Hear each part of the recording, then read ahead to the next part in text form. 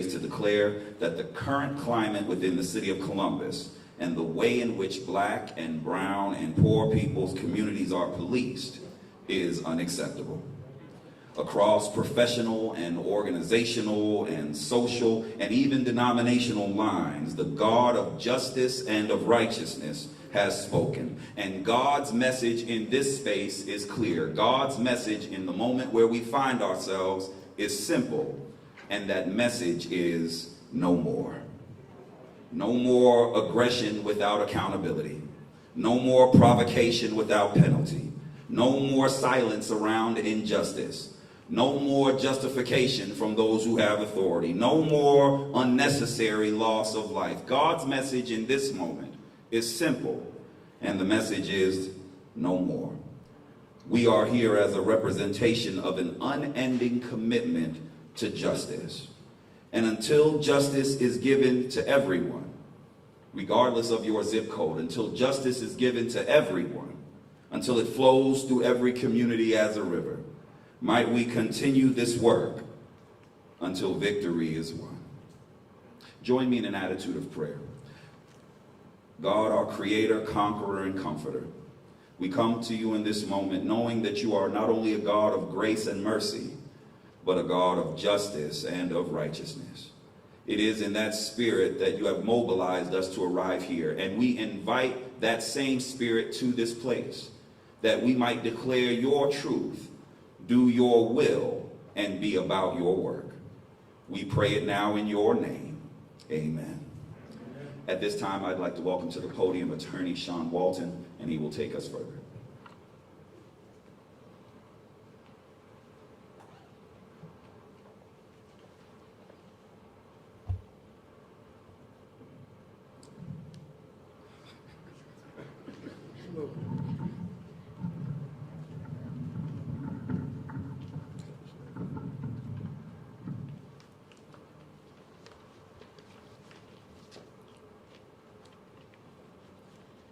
Good afternoon. I'm here today on behalf of the people of the city of Columbus. And when I say the people of the city of Columbus, I mean specifically the marginalized black and brown communities that have been terrorized, brutalized, and traumatized by the Columbus Division of Police.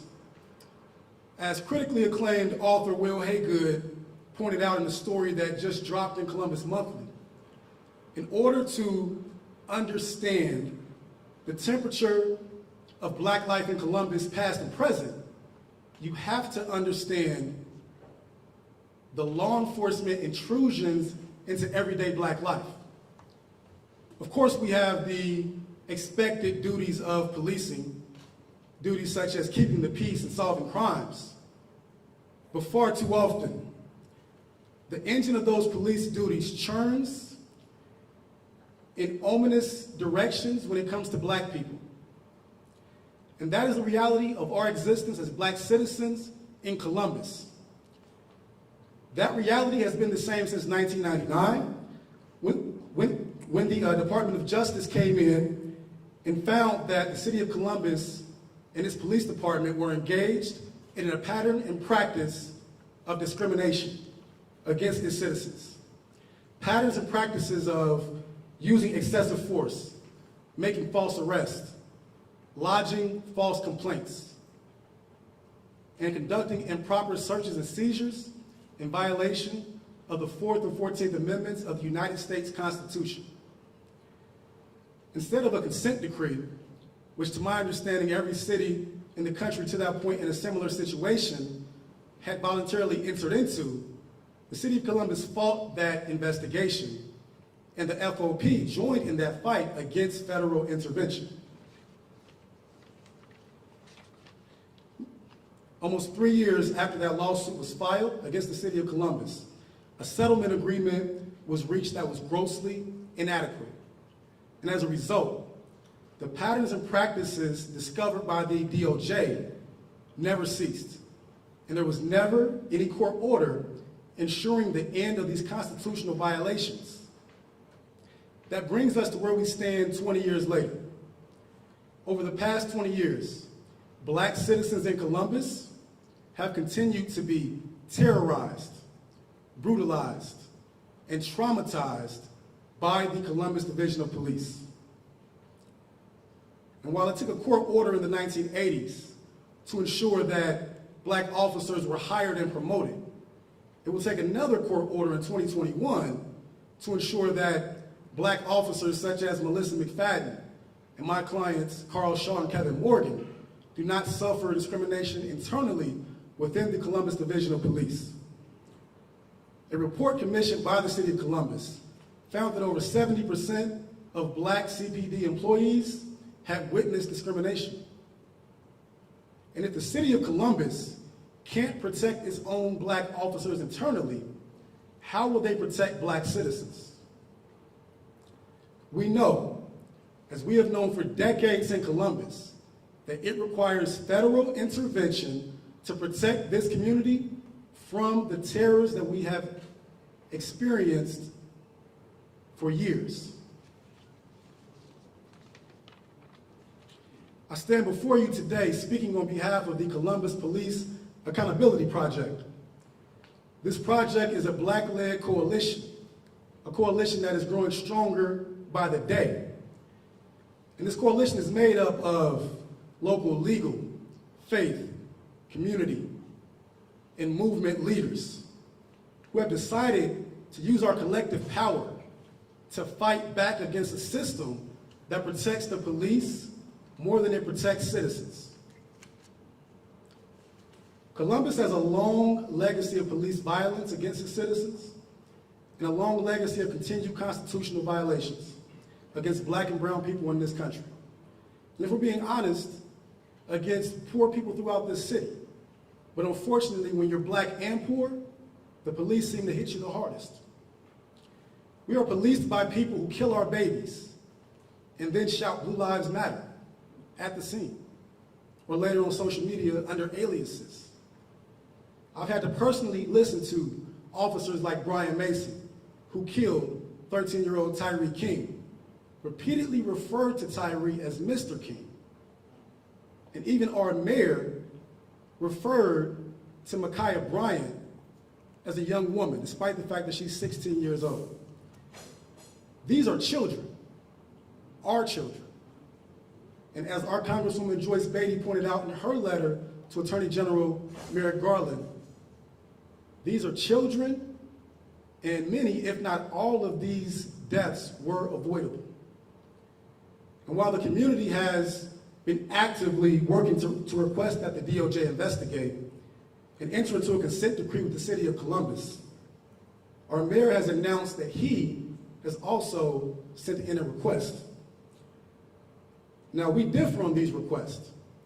The mayor has requested a review of the Columbus Division of Police policies and procedures.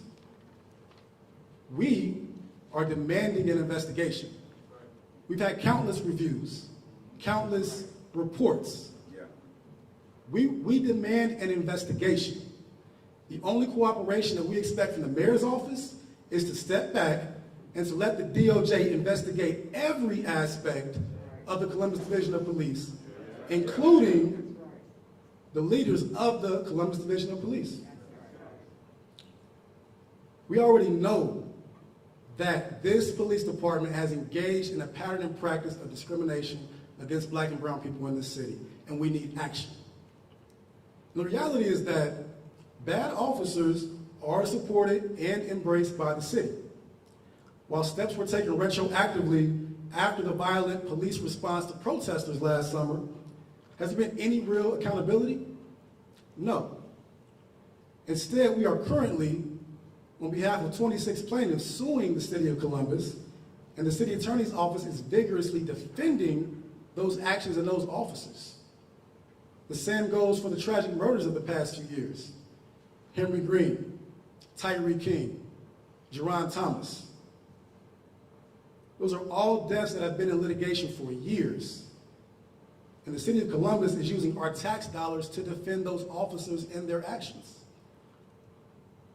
It took years before the City of Columbus agreed to compensate Carl Shaw, Officer Carl Shaw, for the discrimination that he experienced as an officer in the department. And just last year, that case settled for $475,000. We already know that this discrimination exists. And unfortunately, it is not exposed enough. And I feel the calls over the past few months, even years, asking, how does Columbus fly under the radar? The reality is there are two sides to Columbus.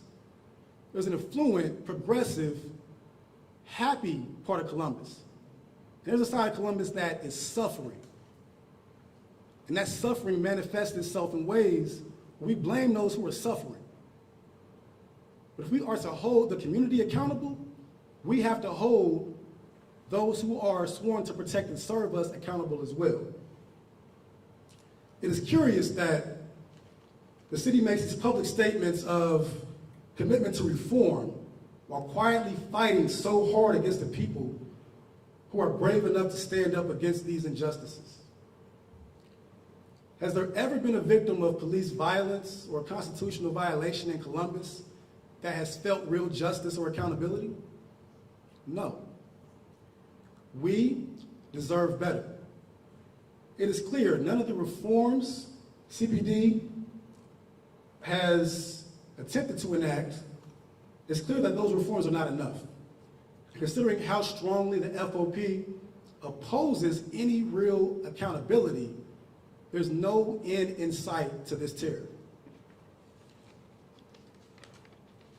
Therefore, we are formally requesting that the Department of Justice investigate the Columbus Division of Police, and we are submitting a letter that has an overwhelming amount of evidence supporting this request.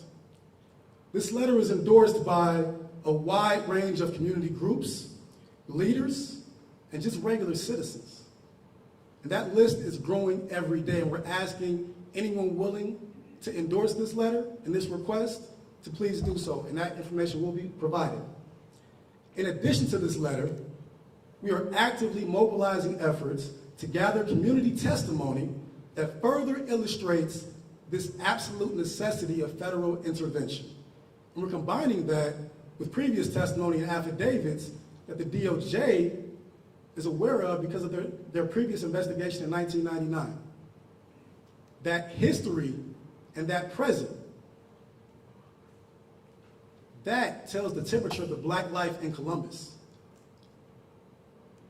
As a coalition, we are joining together to push for real police accountability that prioritizes the safety of all of our families, no exceptions. We must be allowed the opportunity as a city and as a community to heal from the years and years and years of trauma inflicted upon all of us by the Columbus Division of Police.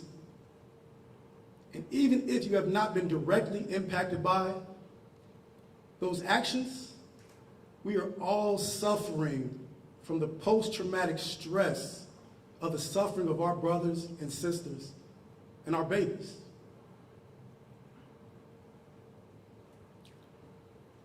As this coalition has gained form and built momentum, we're realizing that there are few things more powerful than people united.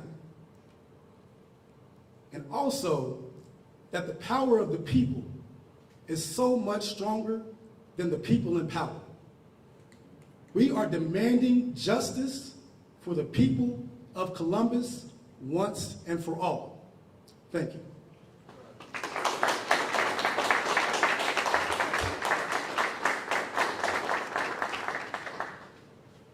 Thank you, Attorney Walton. At this time, we would like to welcome Ms. Adrienne Hood to the podium. Ms. Adrienne.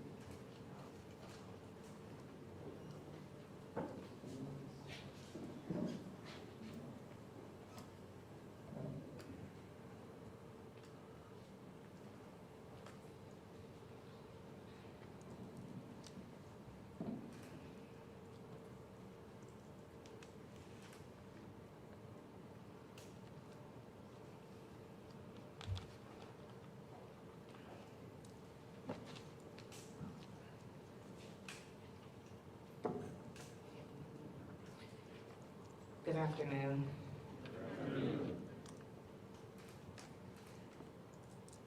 My name is Adrian Hood, and I became a member of the Involuntary Club June 6th of 2016.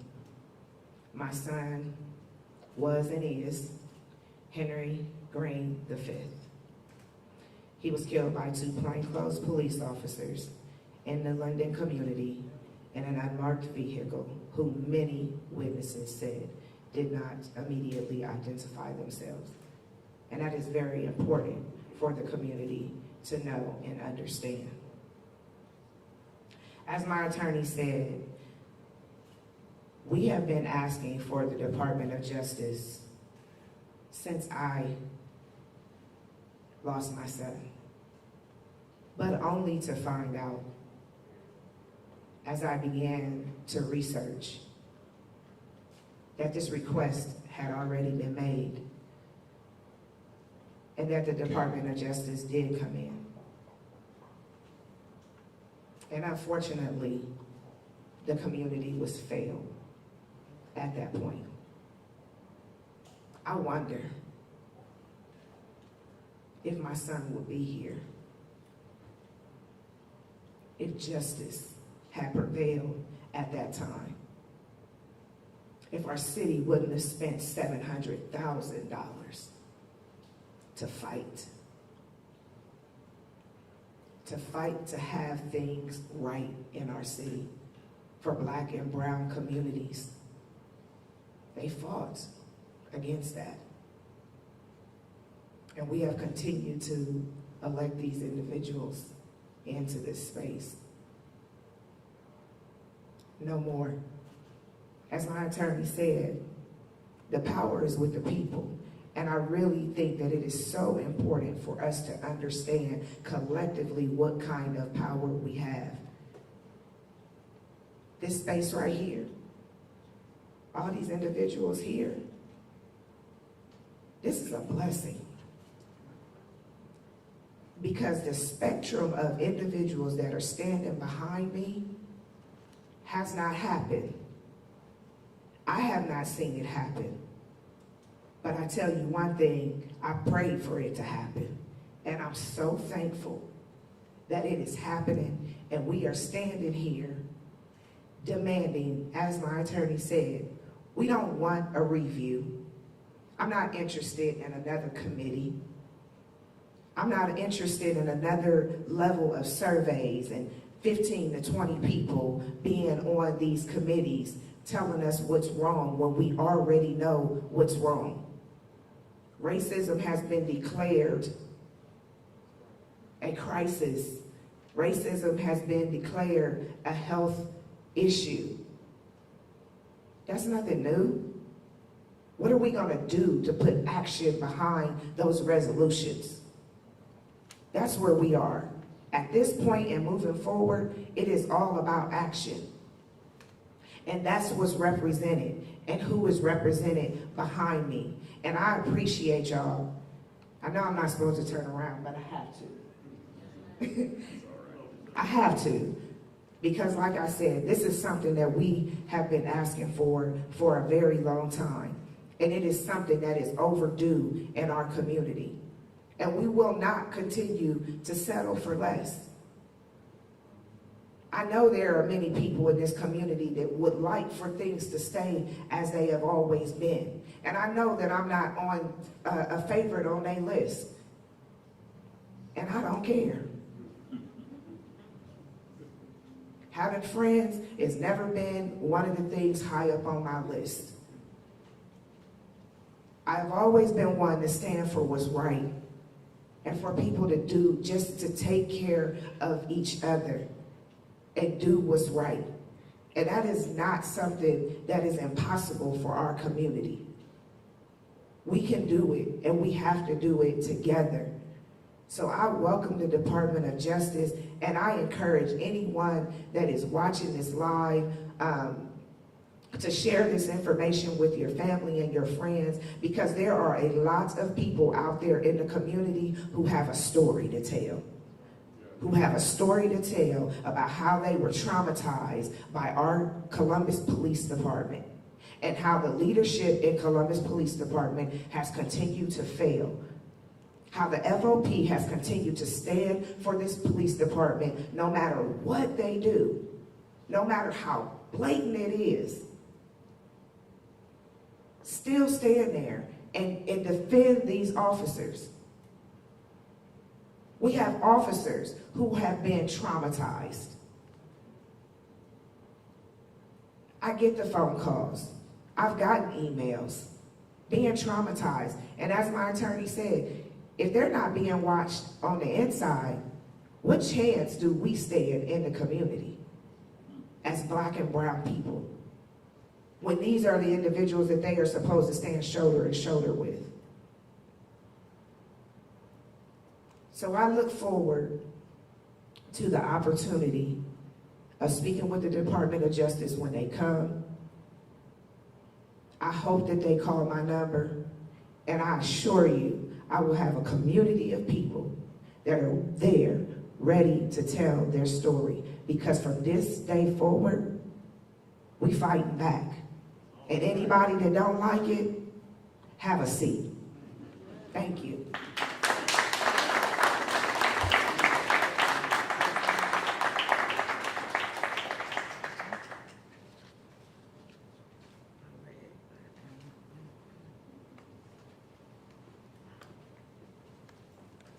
Thank you, Ms. Hood, for your powerful words.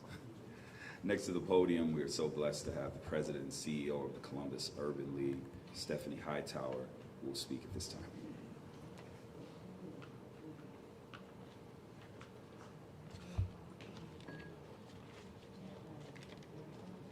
I think Attorney Sean Walton pretty much summed up a lot of the remarks that I had prepared today. And it is unfortunate that we are here today because Columbus now has an ongoing history of racially motivated police violence. I was sharing on an Equity Now Coalition call a while ago that the numbers now are staggering, numbers that I received from the mayor's office yesterday, that over the past 10 years, there have been 69 police shootings in this community, and 46 of those are African American. That is 60% of those shootings are Black people. Public safety must be redefined, not only on a state level, county, city, neighborhood, but also on an individual level. And I too, the Columbus Urban League, we now believe that it is time for federal intervention. You know, I normally am pretty good about talking, and I am nervous today because of the emotional trauma that's been talked about in this community. Our children are now a part of a bloodline of trauma that we should all be ashamed of, because we have day in and day out have kids who are afraid to go outside.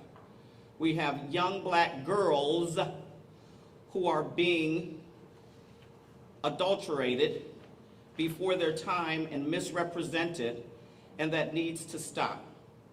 You had the NAACP and Byron Potts years ago who have called for the DOJ to come into the city, and no one would listen. And it wasn't until now that all of a sudden there is this intervention that is coming from our public servants, and that's not acceptable. So the National Urban League has developed, and I think this goes beyond just the federal intervention. The National Urban League has developed a comprehensive framework for criminal justice advocacy, and it's called the 21 Pillars of Redefining Public Safety and Restoring Community Trust. And part of that really entails collaborating with communities to build a restorative system. That's all of my brothers and sisters that are standing behind me.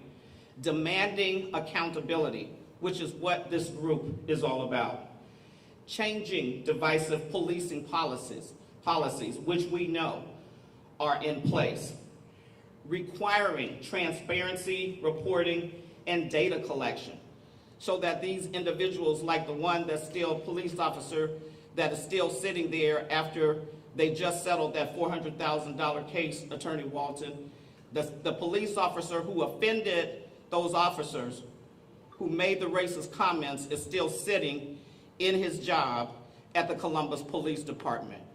I don't understand. I don't understand.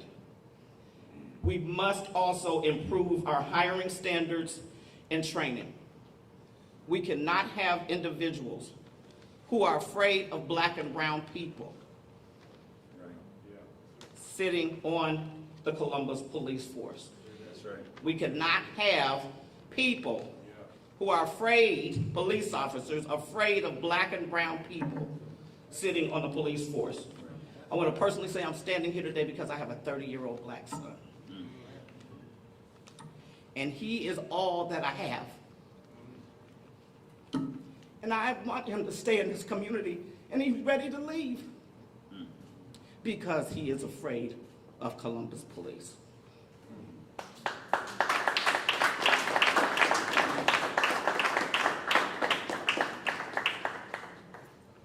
Thank you, Ms. Hightower. At this time, we will hear from Columbus City Council President Shannon Hardin. We welcome him to the podium at this time.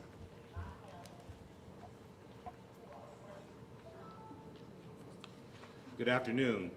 Good afternoon.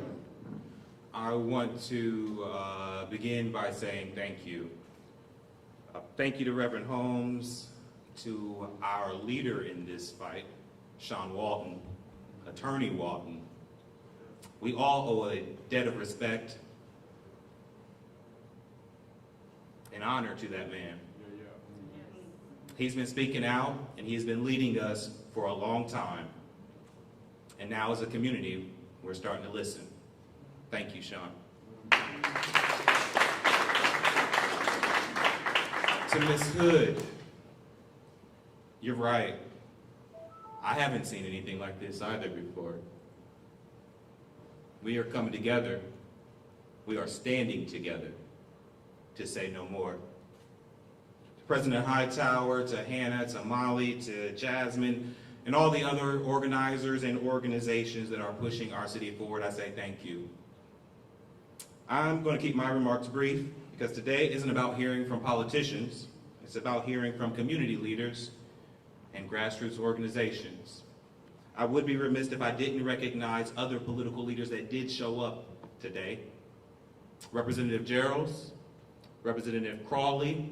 I would have to acknowledge also my colleague, Councilmember Shayla Favor, who desperately wants to be here, Councilmember Liz Brown, and our Congresswoman Joyce Beatty. And while it's been making headlines this week, this isn't the first folks have thought about asking the Department of Justice to come to Columbus. While it may not have been making headlines for the Dispatch, we know that for years many in our community have been asking for this, demanding this. And truthfully, it's high time that city leaders listen, including myself. We didn't get the Department of Justice to consider Columbus because of any one person. It took years of work from our community members, our organizers.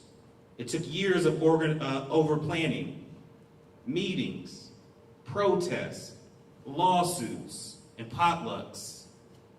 My role today is to say thank you. Thank you for pushing and do not stop. A Department of Justice investigation is just the start.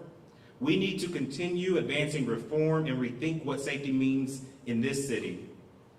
I'm happy to be with you today and will continue to work alongside community members to rebuild trust and make Columbus safe for everyone, regardless of where you live, what zip code you come from, and certainly the color of your skin.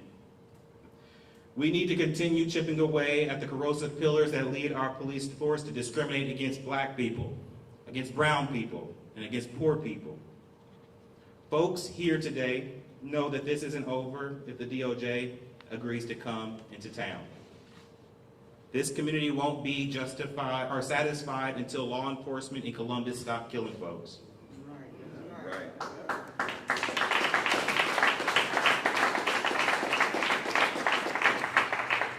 And that's our goal. As a whole city, we can rally behind. This is our moment, Columbus. This, right now, is our moment. We have a tremendous opportunity to reimagine a safe community where safety officials, neighborhood elders, faith leaders, activists, and politicians can stand side by side and say, this is our city. I feel safe here. I feel loved here. And I'm proud of Columbus. We have work to do.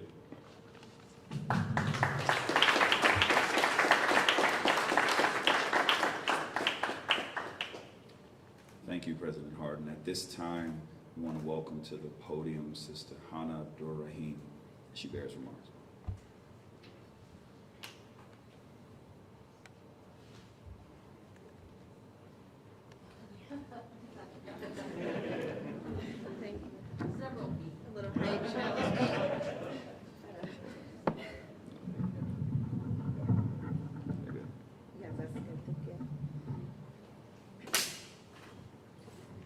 Hello, everyone.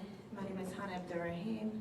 I'm the co-founder and lead organizer for Black Abolitionist Collective Ohio, and the co-founder and co-executive director for Central Ohio Freedom Fund. I'm gonna admit I'm a little bit nervous today. It's all right. But I'll try to keep this as brief as possible.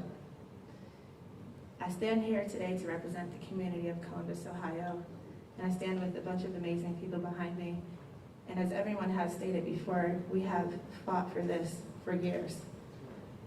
We have been asking the question, safe for who? Who is Columbus, Ohio safe for? Because as we know, the most recent police killing of Ma'Khia Bryant shows that even our children are not safe. And she's not the first child to die by the hands of Columbus police and law enforcement. Tyree King, 13.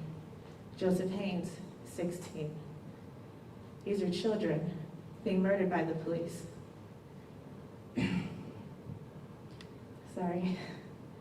So I stand here and I'm in alignment with everyone behind me that we need outside help.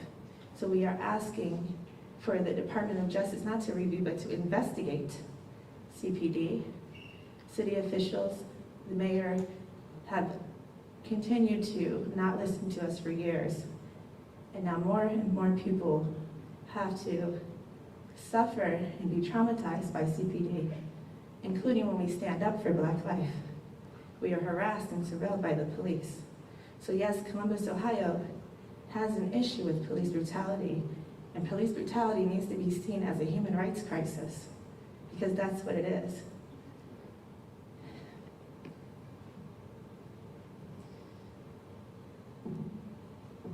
And we have a list of community demands that I will read off.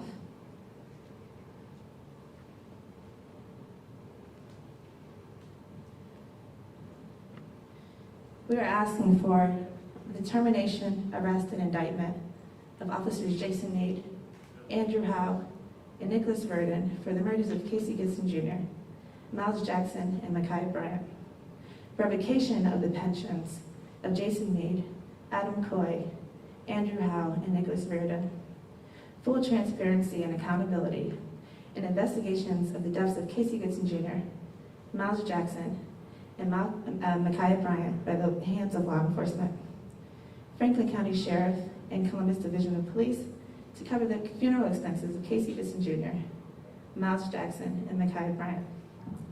The immediate resignation of Franklin County Sheriff Dallas Baldwin. The immediate termination of Deputy Chief Quinlan in relation to his continued negligence in holding his officers accountable for murdering, terrorizing, brutalizing the Black community and those who support them. The immediate resignation of Mayor Ginther. Commitment from Franklin County Commissioners to divest from Franklin County Sheriff's Office. Commitment from Columbus City Council to divest from Columbus Police Department. Commitment from the Civilian Review Board to investigate and hold CPD accountable for their continued crimes against the Black community and those who support them. So again, I stand here in community, and we're asking for the DOJ to investigate the Columbus Police Department. On Saturday, May 1st, we are having a national call to action to recognize that Columbus, Ohio has an issue with police brutality. So again, my question is, safe for who? Because it wasn't safe for Tyree King, and it wasn't safe for Micaiah Bryant, or Henry Green, or Jerron Thomas, and the list continues.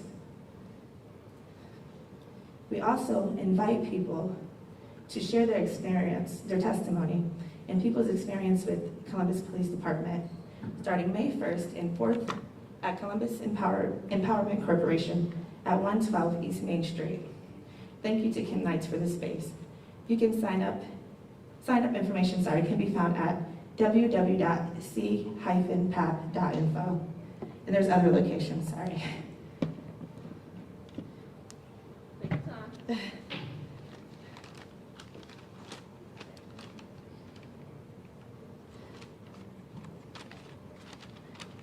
You can also sign up to give your testimony at St. Stephen's on 17th Ave in Linden Community on May 5th and May 12th, 6 p.m. to 8:30, and Central Community House, Saturday, May 8th, 1 to 4 p.m. So I invite everyone here to come out to our rally in support of these families and in support of the community of Columbus, Ohio. Because clearly we have seen that Columbus has had enough of the talk. Where is your action, Mayor Ginther? And I want everyone to know that as long as we continue to unite, the people united will never be divided. That's right. Black Lives Matter.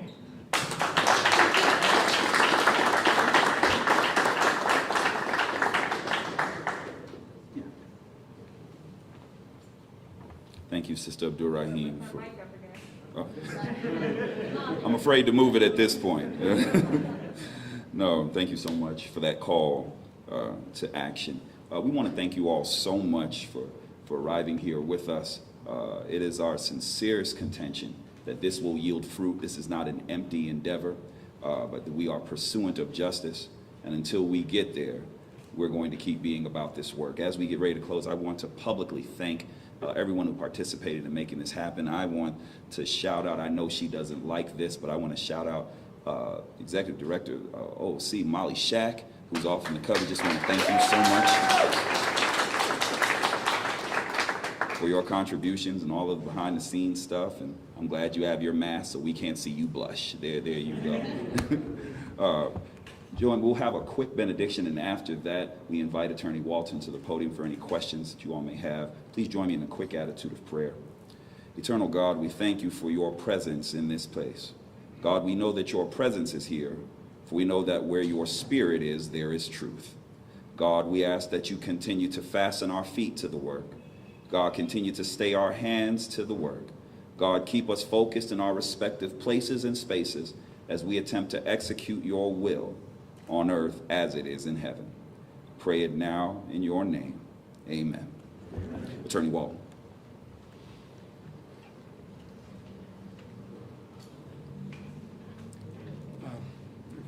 I've got two questions quickly. First of all, can you please repeat again when people are invited to give testimony? Yes, that first date is May 1st, and the next date is May 4th. That information is available at c-pap.info. All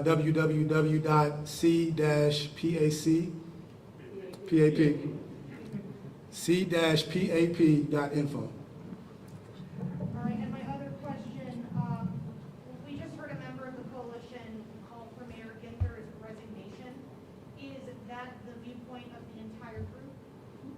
So the beauty of a coalition is that we all have diverse viewpoints. We all have diverse perspectives on how to achieve what we believe is our ultimate goal of police accountability and safety for all. Hannah spoke for a broad segment of the community that believes that that's their position. I can't speak for everybody. We don't have a platform set with regard to that type of thing. But what we want is justice. And what I'll say is that if he cannot deliver that justice for this community, then I personally will make that call. Sean, what do you see as the difference between a Department of Justice review versus an investigation? So a review, as you saw with Mayor Ginther's letter, it outlined certain things that they invited the DOJ to come in and take a look at. There's a list of things that we all know. We've had these reports and these recommendations already.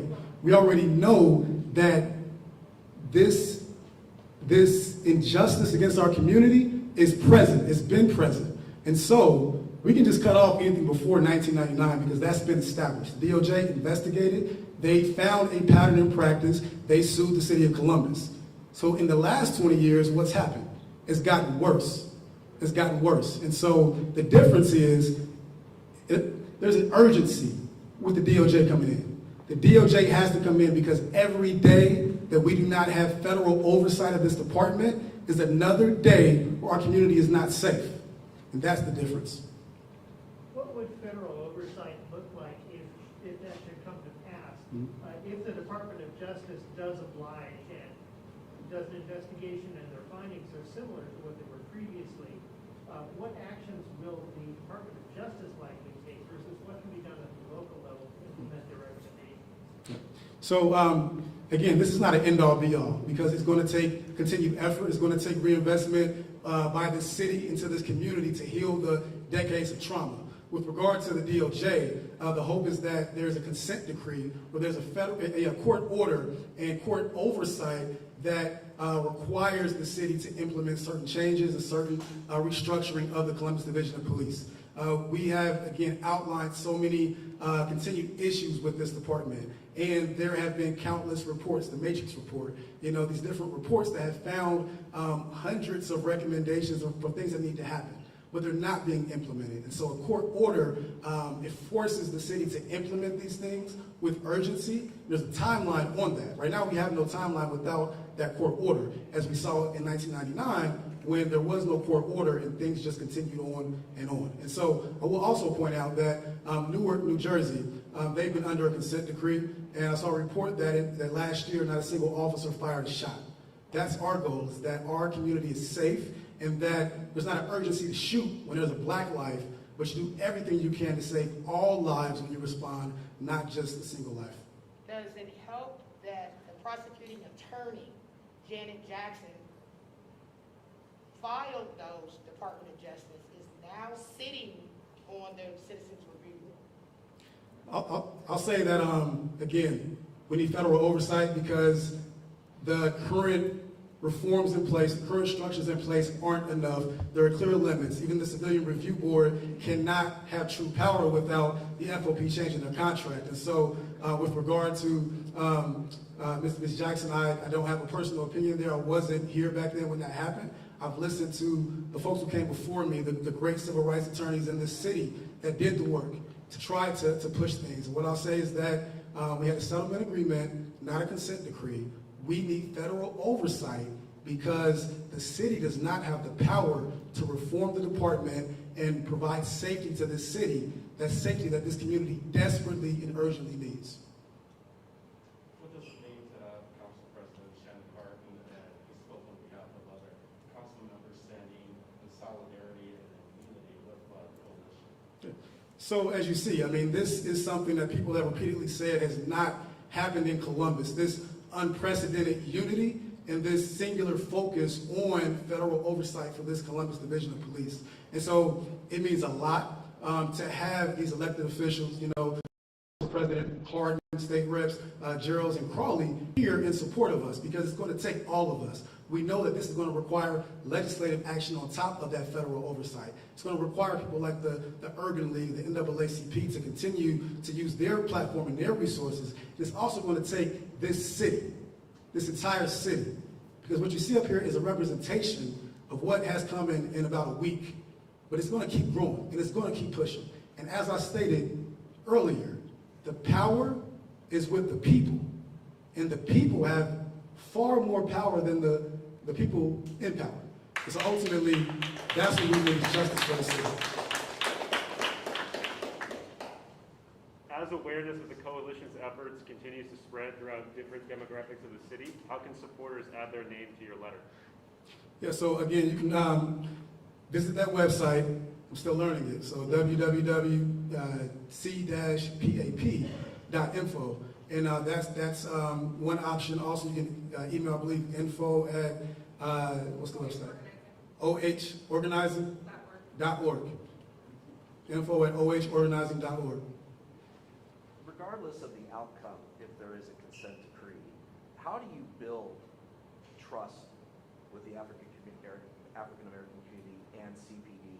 And would you accept the outcome regardless of what happened? So no, we're not accepting any outcome. We're not accepting just the DOJ investigation. We're accepting reform as a result of that investigation. But also, in terms of rebuilding trust, there's multiple levels there, right?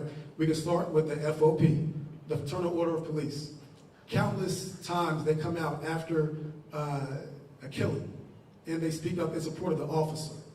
They never stand with the community. They put out public statements where they say they're waiting for all the facts to come out, and they issue internal letters to their membership saying that they'll only speak out if it benefits their membership. And I've seen those letters.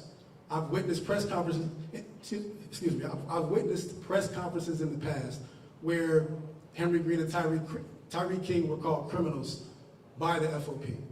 And so in terms of building trust, we rely on the police to protect and serve us. But our community is afraid of the police. Many people do not call the police. When people have illegal weapons in the streets, it's because they have to protect themselves because they feel like the police won't protect them. And so it's, as I said earlier, it's a manifestation of many things when we have this violence against our bodies and our communities, and even the rising homicide rate. As you see, time and time again, there are so many witnesses to these murders, and they see no accountability. So again, how can we try to deter others from using these violent methods when they see what they believe to be injustice and no accountability? So in terms of healing this trust, the community is here. We're asking for help. We're asking for folks of all colors, no matter what color you are or what color you wear. If you wear blue, we know your life matters. Acknowledge that our lives matter and that we're suffering. Stand with us. That's all we're asking for is empathy. I heard a great statement the other day, and that is, black men are gentle. I'm gentle. I'm not a threat. I deserve empathy and I deserve safety in this city. Sean, do you think Columbus was on the path to getting the DOJ to come in on their own? And do you think that the mayor called them in hopes of preempting some investigation and getting a gentler response from the government? Absolutely, and that is why we are standing here today, making sure that they understand it's an urgency. And we demand an investigation, not a review. And so it was inevitable because the community has been building this and building this and building this. And the timing yesterday was curious because the community has been working on this and having active conversations, as you see, across the spectrum. And this press conference was planned for a few days now. So ultimately it was inevitable. And many times across the country, what you'll see is mayors across the country try to step in front of that in order to ease the tide and not be on the wrong side of history. But unfortunately, history has already been written, and you cannot change history. My name is Calvin Harrison. My connection to the community is my grandson, his best friend, the Adrian, good son. I got the call when her son was murdered by my grandson.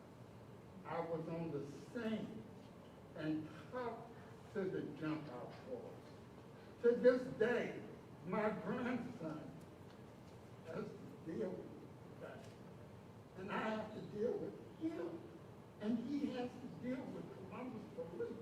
Do you realize the pain that this community has had to endure just by worrying about our kids on a day-to-day basis? It is a travesty that we have to deal. It is sad that we have to wake up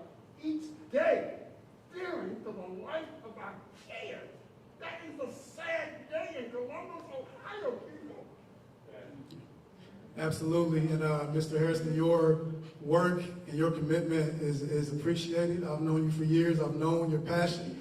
You've held me accountable before you knew who I was, and I appreciate that. But what you heard was him express a trauma that's felt throughout this city.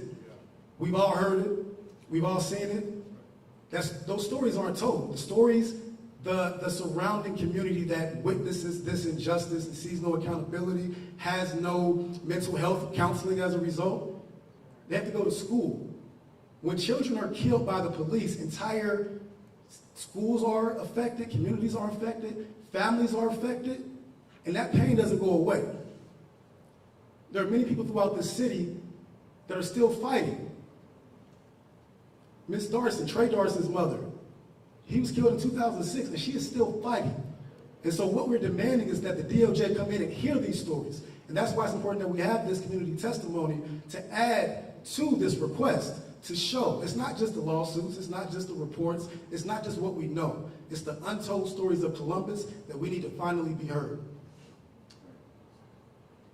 Does the coalition see the policing reform proposals as a package of reforms that are separate from the larger context that includes lack of funding for other social services, gentrification and displacement of populations, inadequate services that can prevent conflicts and live lives? Or is this simply a milestone? Is this an immediate concern, and will the coalition be addressing those other issues as well? Well, again, the Department of Justice would hopefully force the Columbus Division of Police to enact those 21st century policing models that we have yet to do so, despite the fact that those were put out in the Obama administration. So we are behind the curve by so much that it's important that any investigation also looks at the budget and the allocation of resources and figures out how to provide more social services, more counseling responses, and the things that these families need to heal. For example, Root is one of the organizations that has endorsed this letter, and they do a lot of great work providing support for families. So there are entities that are doing this work and doing the things that need to be done in conjunction with this investigation, and we've been doing that work, and it's not going to stop. We need federal intervention to stop the police from violating our rights, and also we need citywide support and resources placed in organizations like Root and other organizations that are doing the work to help us all heal together. And also money from the DOJ as a result to hopefully restructure the department. Kind of off topic, but related. What's the latest on the Casey Goodson investigation? Are you expecting anything anytime soon? We are expecting an indictment. It has been over 5 months to this point. And even though this is not a direct Columbus Division of Police issue, it is related because Sheriff Dallas Baldwin is a product of the Columbus Division of Police. So it's a culture of policing in Columbus. And so as we have racism as a public health crisis, we have to acknowledge that that permeates the sheriff's office as well. And they're on notice as well as is Sheriff Baldwin. So the current status is that Jason Meade is still employed. Jason Meade is still receiving taxpayer dollars. Casey Goodson Jr. was shot from behind 6 times, entering his home, and there's no explanation from it. And so Sheriff Baldwin needs to explain why Jason Meade is still employed, first and foremost. And beyond that, we are expecting an indictment because the evidence is overwhelming in that regard. But also, there's a lot of attention paid to Casey, and that is rightfully so. Same with Andre Hill. But it's important that we recognize that the DOJ is needed to come in because there are so many stories that were covered up. And you'll see that in our letter. The Critical Incident Response Team of CPD has never treated a police-involved shooting as a criminal investigation. They have a rule to never place an officer in the back of a cruiser. They have standing agreements with the FOP to only ask certain. It is a cover-up from the beginning. And so that's why we haven't seen indictments. That's why it's new that officers are getting indicted. But the stories aren't new. They just have not been properly investigated. So a DOJ investigation goes back further than any lawsuit can go because of statutes of limitations. And it also works to heal the trauma that people like Mr. Harrison and others have experienced and never had that justice. But as far as the Meade case and everything, hearing anything imminent coming in that? I can't answer that. The DOJ has to answer that. We've done our investigation. We know it was a murder.